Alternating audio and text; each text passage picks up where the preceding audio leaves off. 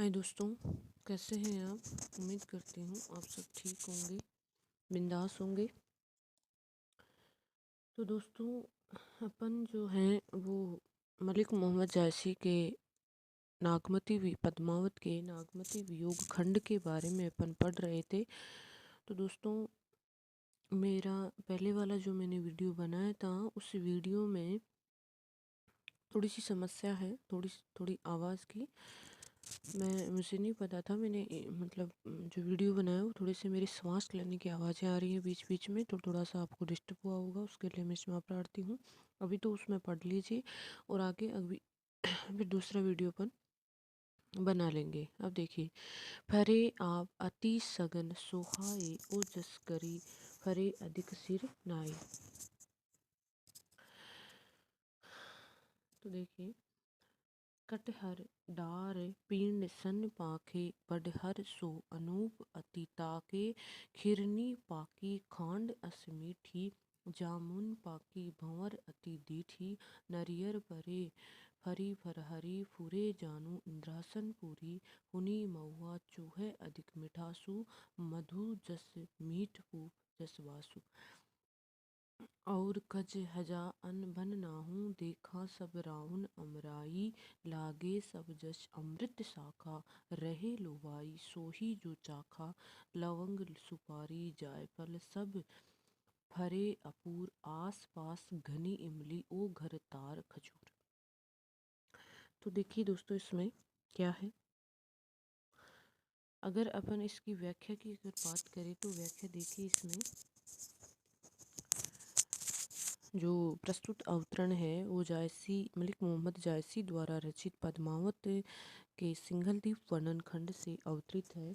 इसमें सूफी कवि जायसी ने सिंघलदीप में विभिन्न जो वृक्षों की प्राकृतिक शोभा है उसका यहाँ पे वर्णन किया गया है।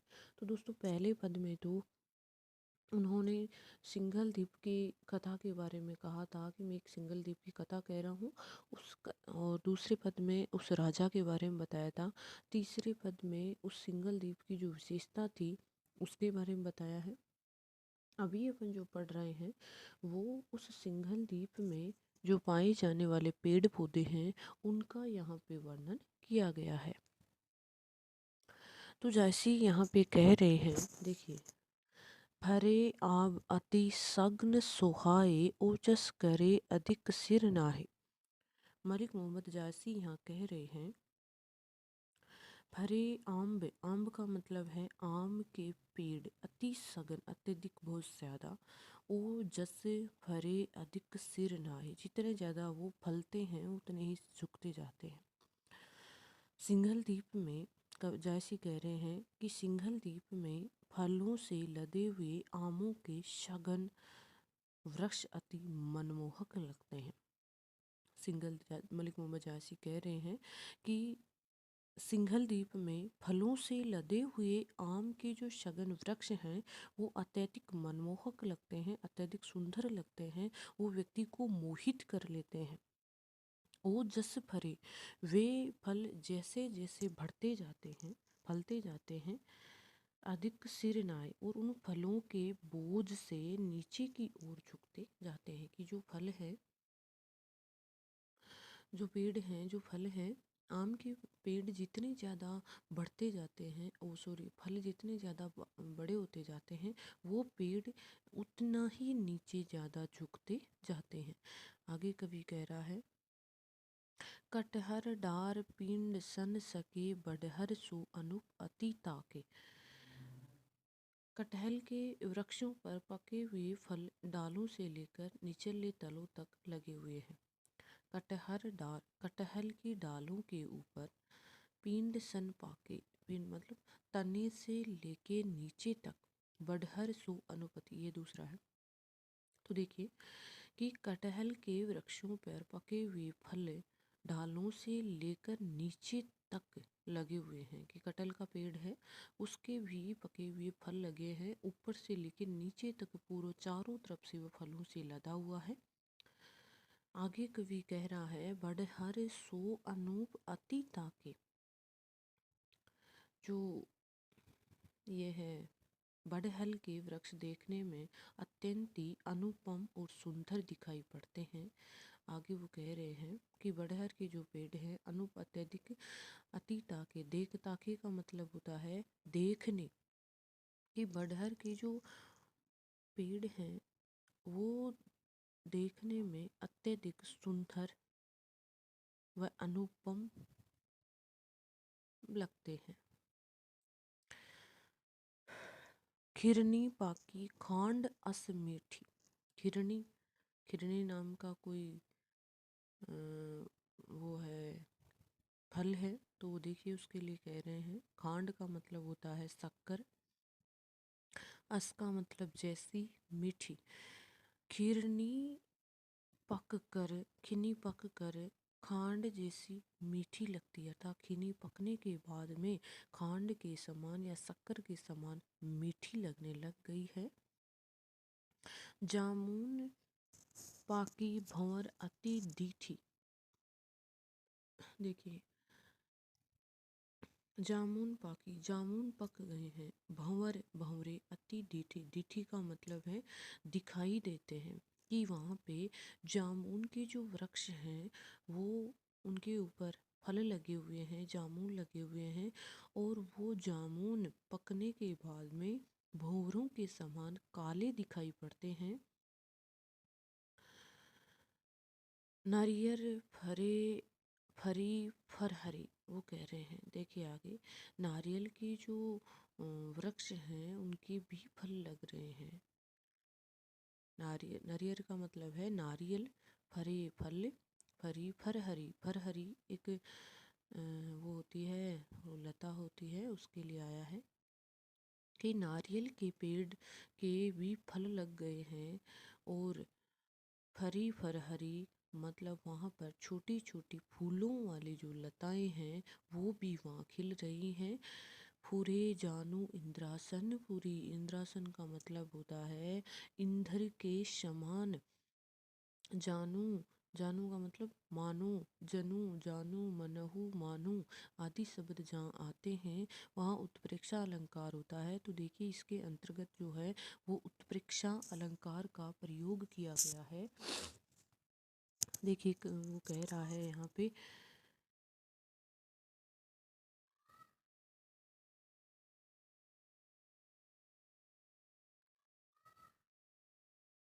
यहाँ नारियल के वृक्ष लगे हुए हैं, छोटे छोटे फूलों वाली लताएं खिल रही हैं, और संपूर्ण अमरावती का ये जो दृश्य है वो जो दिखाई पड़ रहा है वो इंद्र के समान, इंद्र की नगरी के समान लग रहा है। अर्थात इस अमरावती का ये दृश्य ऐसा लग रहा है मानो इंद्र की नगरी का दृश्य हो। ऐसे अनेक प्रकार से अच्छा लग रहा है। आगे है, फुनी महुआ चूहे अधिक मिठासु, मधु जस मीठ पुहुप जस वासु। देखिए वो क्या कह रहे हैं। फुनी महुआ, महुआ होता है जिसका जब फल पक जाता है तो वो उसका जो रस है वो नीचे टपकता रहता है। फूनी महुआ चूहे अधिक मिठासु, अर्थात जो महुआ है वो, महुआ का फल पक कर टपकता रहता है, और अत्यधिक मिठासु, अत्यधिक मिठास के कारण मधु जस, मधु के समान मीठा लगने लगता है। कि वो जो महुआ का जो फल है वो महुआ का जो फल है अत्यधिक मिठास के कारण शहद की तरह मीठा लगने लग जाता है, और वो जब पकता है तो पकने के साथ वो नीचे टपकने लग जाता है, अर्थात उससे रस नीचे टपकने लग जाता है।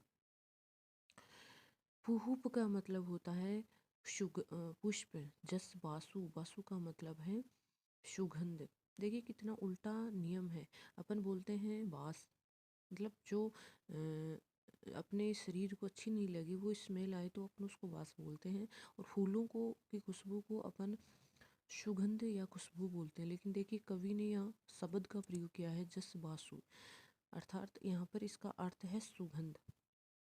और फूलों की उस महुए में जो सुगंध निकलती है वो सुगंध फूलों की सी मस्त करने वाली सुगंध निकलती है, कि उस मेवे को में पकने के बाद में जो रस निकल जो खुशबू आती है, वो फूलों के पकने के फूलों की इस तरह खुशबू आती है, जो बहुत ही अच्छी लगती है। और खज हजा अनबन ना हो। आगे कवि कह रहा है, यहाँ अनेक प्रकार के जो फल हैं वो नामों वाले फल हैं, जिनके बारे में मैं जानता नहीं हूँ। खजहजा अनबन ना हूँ। खजहजा देख सब रावण अमराई, कि मैंने जो सब रावण की वाटिका में देखे गए थे, कि यहाँ पर ना अनेक प्रकार के फल ऐसे हैं खाने वाले, जिनके मैं नाम तक नहीं जान नाम का मतलब नाम अनबन नहीं जानता हूँ। कि यहाँ पर इस अमराई के बगीचे में ऐसे फल हैं कि मैं अभी तक उनके नाम भी नहीं जानता हूँ, और जबकि वो सारे के सारे खाने वाले हैं। देखा सब रावण अमराई, और ये सारे जो फल हैं फूल हैं, वो मैंने रावण की वाटिका में देखे थे। लाग सभे जश अमृत शाखा, ऐसा प्रतीत होता है मानो वृक्षों में अमृत से भरी शाखाएं लग रही। इन पेड़ों के ऊपर जो फल लगे हुए हैं, उन फलों को देखकर ऐसा लग रहा है मानो ये सारे वृक्ष जो हैं वो अमृत से भरी शाखाएं लग रही हैं। जिसने भी उन शाखाओं में लगे फलों को चख लिया, वह हमेशा के लिए ललचाता रहता है। रहे लुभाई लुभाई ललचाता रहता है। सो ही जो चखा, चोखा का मतलब चख लिया, कि जिसने भी इन शाखाओं पर लगे हुए फलों को चख लिया, वह हमेशा के लिए ललचाता रहता है। आगे देखिए, लवंग सुपारी। लवंग का मतलब होता है लौंग। सुपारी, सुपारी आप खाते हैं वो वाली सुपारी नहीं, एक और सुपारी आती है जो मसालों के में काम में ली जाती है। जायफल होता है। सब फर फुरे अपूर, अपूर का मतलब बहुत ज़्यादा। देखिए, कवि यहाँ पे कह रहा है कि उस अमराई के बगीचे में लौंग, सुपारी, जायफल सब फल बहुत अत्यधिक मात्रा में लगे हुए हैं। आस पास घन इमली ओ घर तार खजूर, ताड़ के वृक्ष होते हैं, इमली और खजूर, कि इन वृक्षों के आस पास घने इमली, ताड़ और खजूर के वृक्ष लगे हुए थे। कवि कह रहा है कि इन वृक्षों के आसपास में घने इमली के, तार के वृक्ष आदि लगे हो, इमली खजूर के वृक्ष लगे हुए हैं।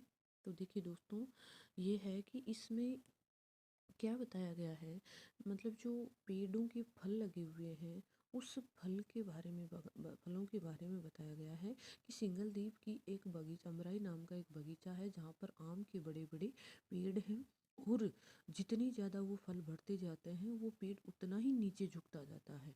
कटहर का जो पेड़ है, कटहल की डालियों के ऊपर तने से लेकर नीचे तक फल पके हुए हैं, लगे हुए हैं। और बड़हर जो है वो तो अत्यधिक ही अनुपम और सुंदर लगता है। और जो खिन्नी नाम का जो फल है, वो पक कर शक्कर की तरह मीठा लगने लग जाता है।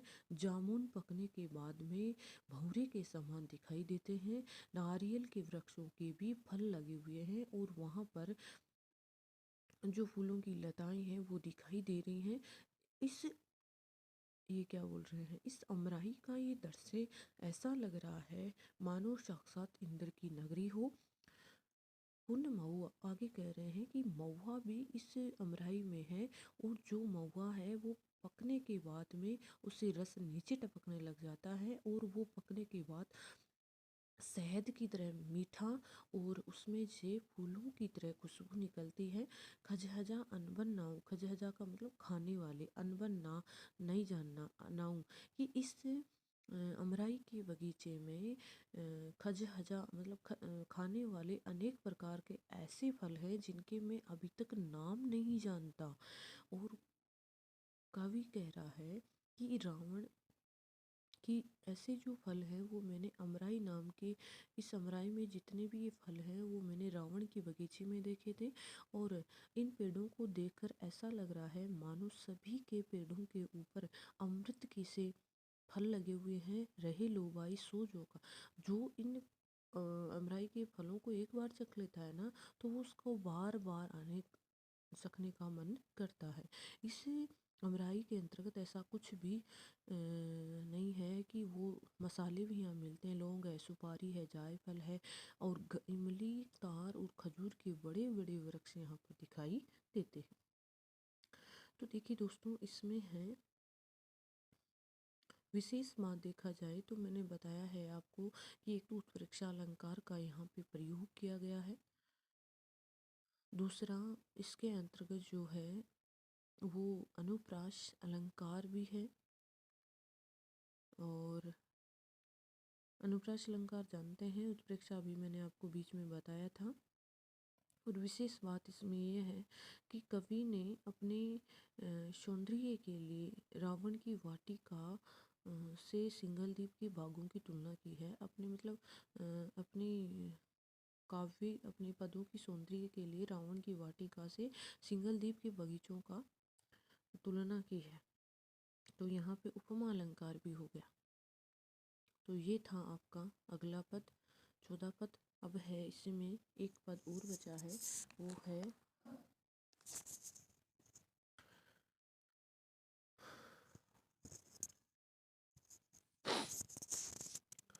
5वां पद। सिंघलदीप वर्णन खंड के 5 पद आपके सिलेबस में है, ये 5वां पद है। और अगला जो पद है वो देखिए क्या है। बसही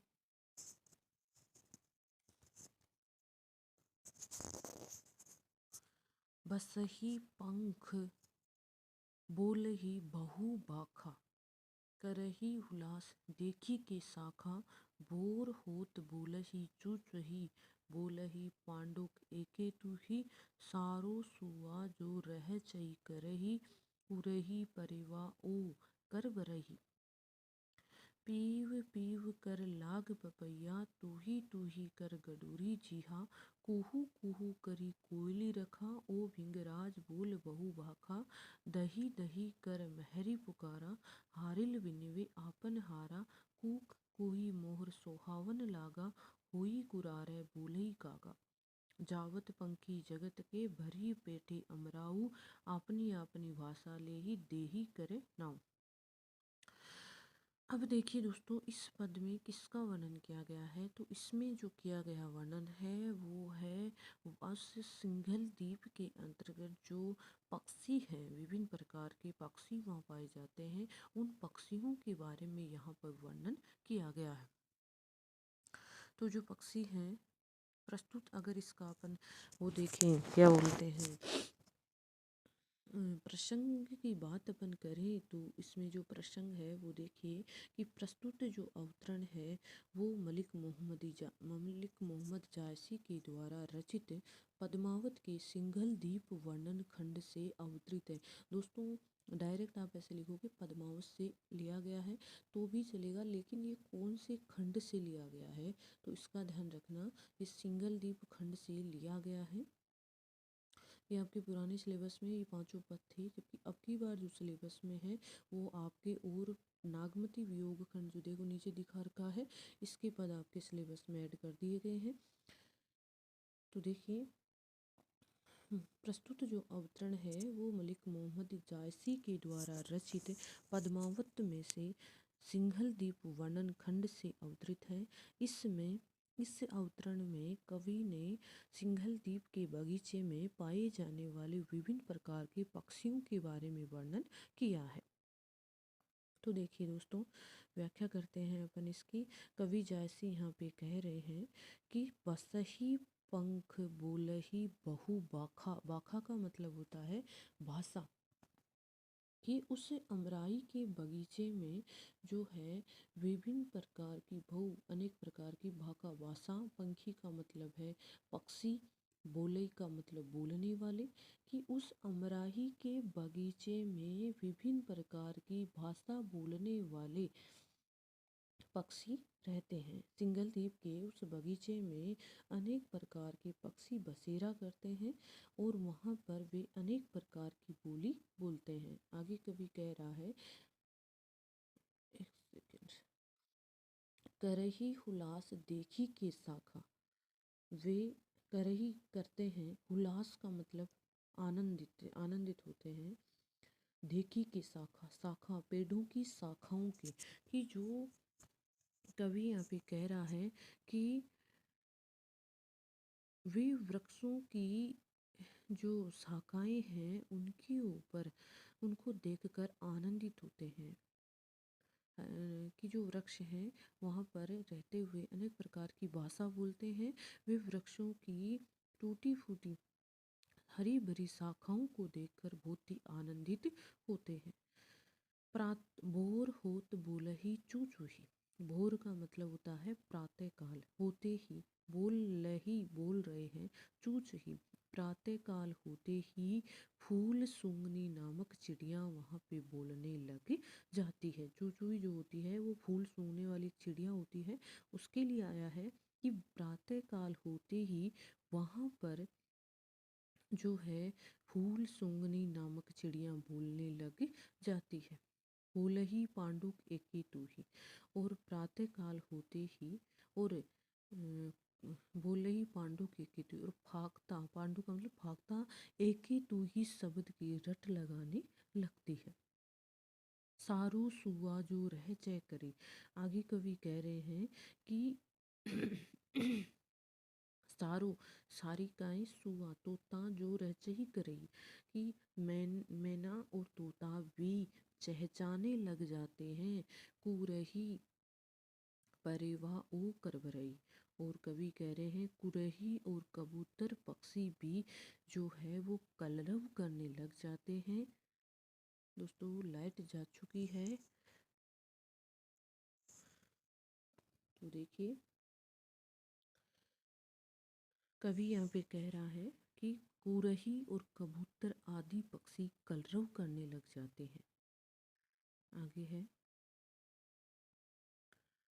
कुहू पीव पीव कर लागी पपैया, तू ही कर गडूरी जी।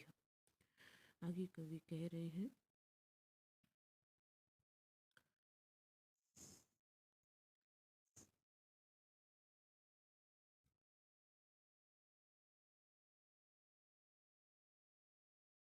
कुरही कबूतर पक्षी कलरव करने लग जाते हैं।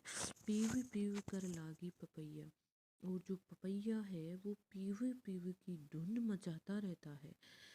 तू ही कर गडूरी जी है, और गडूरी तू ही की रट लगाती है। कुहू कुहू करी कोयली राखा, और कोयल कुहू कुहू की रट लगाए रहती है।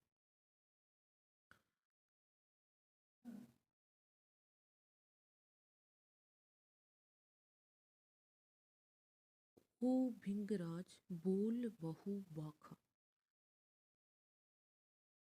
कवि यहाँ पे कह रहा है भिंगराज का मतलब होता है भृंगराज नामक पक्षी अनेक प्रकार की अनेक प्रकार की भाका का मतलब होता है बोलियां, कि वो भृंगराज नामक पक्षी जो है वो अनेक प्रकार की बोलियां बोलने लग जाता है। दही दही करी महरी पुकार, और जो कवि आगे कह रहा है कि गवालिन नाम की पक्षी है वो दही दही का पुकार मचा रही है। हारिल बिनवे अपना हारा।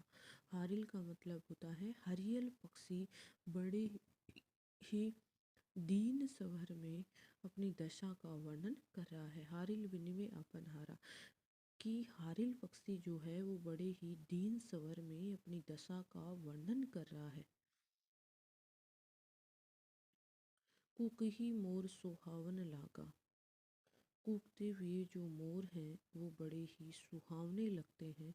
हो ही कुरारे बोले ही कागा, और जब कौवे बोलते हैं तो कोलाहल सा मच जाता है। कवि यहाँ पे कह रहा है कि मोर जो है वो बोलते हुए बहुत ही सुहावने लग रहे हैं, और यहाँ पे कूकते हुए जो मोर हैं वो बड़े ही सुहावने लगते हैं। जब कौवे बोलते हैं तो चारों तरफ कुराहर कोल्ले को कागा, कागा का मतलब कोवे, कि वहाँ पर जब कौवे बोलते हैं तो कोलाहल सा मच जाता है। आगे है जावत पंखी जगत के बरी बेटे अमराओ, अपनी अपनी भाषा ले ही दही करनाओ। आगे देखिए जावत पंखी जगत के भरी बैठी अमराऊ। कवि यहाँ पे कह रहा है कि इस अमराई के बगीचे में इस संसार के विभिन्न प्रकार के जो पक्षी हैं वो रहते हैं। देखिए, जावत पंखी जगत के भरी बेटी अमराव की संसार में जितने भी प्रकार के पक्षी हैं वे सब इस अमराई में आकर बसेरा करते हैं, अपनी अपनी भाषा ले ही दई करने और अपनी अपनी भाषा में ईश्वर का नाम लेते हैं। देखिए दोस्तों, इसमें क्या है, इसमें अमराई के बगीचे में रहने वाले जो पक्षी हैं उनका यहाँ पे वर्णन किया गया है। कवि कह रहे हैं कि उस अमराई के बगीचे में विभिन्न प्रकार के पक्षी अनेक प्रकार की भाषा बोलते हुए रहते हैं और वो वृक्षों की शाखाओं को हरी भरी देखकर आनंदित हो जाते हैं। सुबह होते ही, प्रातःकाल होते ही फूल सूंघनी चिड़िया चहकने लग जाती है। पांडुक पक्षी या फाख्ता जो है वो एक के टू ही का उच्चारण करती है और जो तोता और मैना है वो भी आगे देखिए कि जो फाख्ता एक ही टुई का उच्चारण करती है, मैना तोता है वो चहचहाने लगते हैं, कुरही कबूतर पक्षी कलरव करते हैं, पपैया प्यू प्यू की धुन मचाता है, गडूरी टुई टुई की रट लगाती रहती है, कोयल कू कू की रट लगाती है, भृंगराज नामक पक्षी अनेक प्रकार की बोलियां बोलता है, ग्वालिन पक्षी दही दही उच्चारण करती है, हरियल पक्षी बड़ी दीन दशा में दीन स्वर का दशा का वर्णन करता है और मोर जो है वहाँ पे कूकते हुए बड़े सुहावने लगते हैं। जब कौवे बोलते हैं तो चारों तरफ कोलाहल मच जाता है। कौवे जो कोहा है, कागा है, आपने देखा होगा जब वो बोलते हैं काऊ काऊ करते हैं तो अपन को खुद को नहीं सुहाते हैं, वो मतलब ऐसा लगता है कि कब जाएंगे यहाँ से। आगे कवि कह रहे हैं कि संसार में जितने भी प्रकार के पक्षी हैं ना वे इस अमराई के बगीचे में आकर बसेरा करते हैं और अपनी अपनी भाषा में ईश्वर का नाम लेते हैं।